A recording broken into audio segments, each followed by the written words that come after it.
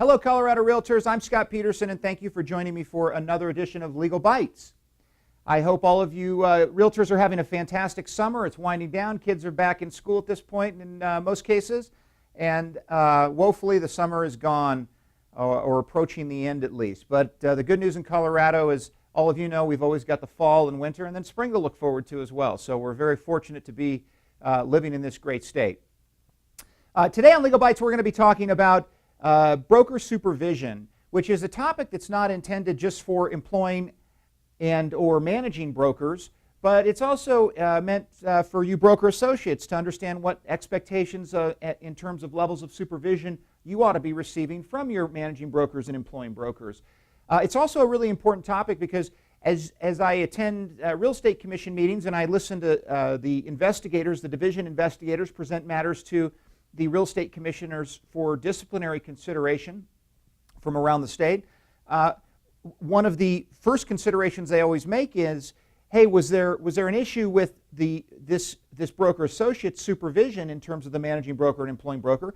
And if there was, then there could be disciplinary action, and often is disciplinary action taken against the employing or managing broker. So really good topic to be talking about, and I just want to make sure that all of you realtors understand kind of what the expectations are, either from a supervisorial role above or a broker associate role in terms of what you can expect from your managers and employing brokers. So generally speaking, broker supervision is governed under the E-Rules E29, 30, 31, and 32.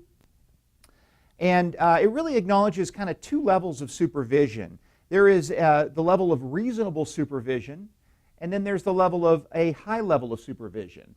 Those are the two supervisorial roles that, or levels that the commission looks at in the Real Estate Commission manual through the E-Rules. Let's talk about what those are and what the implications of them are. So reasonable supervision is the expectation that the commission has, and you as broker associates ought to have, of the managing and or employing brokers through the E-Rules for brokers that have 2 or more years, broker associates that have 2 or more years of experience. They've been licensed for 2 or more years. A managing or employing broker is expected to maintain a reasonable level of supervision. Well, what does that mean? In any case, it means that a broker, an employing or managing broker, is going to maintain a written office policy. And that written office policy is going to be provided to, read by, and acknowledged by, or signed by the broker associates in the office. So if that hasn't occurred in your office, it probably ought to be occurring. In fact, it needs to be occurring in order to be compliant with the E-Rules.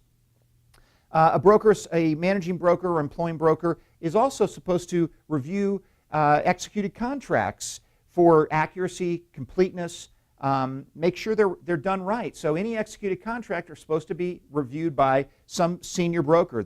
And let me just back up for a second. An employing broker is a designation within the Real Estate Commission. Managing broker really isn't, but it's commonly acknowledged or referred to or accepted.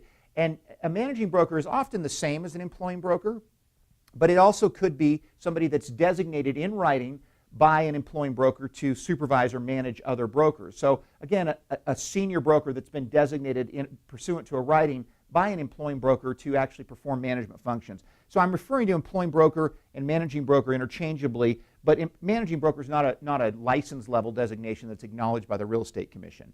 But it can be either one. So managing broker, employing broker's got to review any executed contract documents. And then they've got to review transaction files, so the entire transaction file for its completeness to make sure that it complies with the Division of Real Estate and Real Estate Commission's expectations with regard to having all of the components that need to be there. So that's the reasonable level of supervision that needs to be for every single broker associate in the state of Colorado.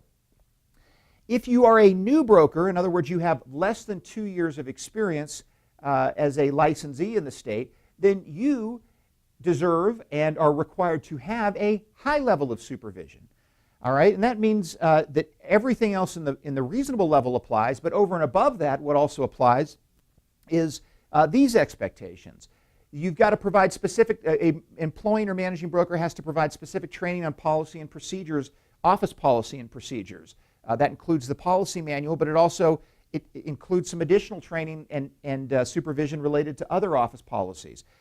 You've got to be reasonably available for consultation with a broker associate, with a new broker associate less than 2 years. You've got to provide that broker associate with assistance in preparing contracts and working through contract documents. You've got to monitor all of the transactions. And that means, heavily monitor, I would say, the transactions from their inception all the way through closing and then into the review of the ultimate review of the transaction file to make sure it's complete. You have to review all documents prior to closing. Make sure, if you've been monitoring them throughout, maybe that's not an additional necessary step, but you got to make sure that the settlement statements and all of the closing documents and everything else are accurate, the deeds are prepared properly, all of those things. And then finally, there's got to be a managing or employing broker or a senior broker that's actually attending the closing with the new broker associate. All of those things need to be occurring if a broker has less than 2 years of licensed experience under their belt. And then, of course, more than 2 years, then it's just the reasonable level of supervision, which doesn't include everything on this slide here. But in any event, I think some of these things are a little bit overlooked, and by some of the calls that I get on the hotline, I think that brokers, managing and employing brokers, maybe aren't paying as much attention to some of these things as they ought to be. Well, you really need to be, because the commission's antenna's up for this. They're paying attention for these things.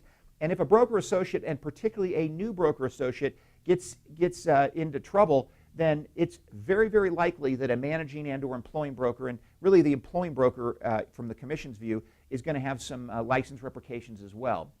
So be mindful of this stuff. Hopefully this is helpful in summarizing what the commission's expectations are of you. As always, if you've got questions, Colorado Legal Hotline is available from 9 to 12 and 1 to 4, Monday through Fridays, and we always look forward to taking your calls and helping clarify any questions on issues such as broker supervision.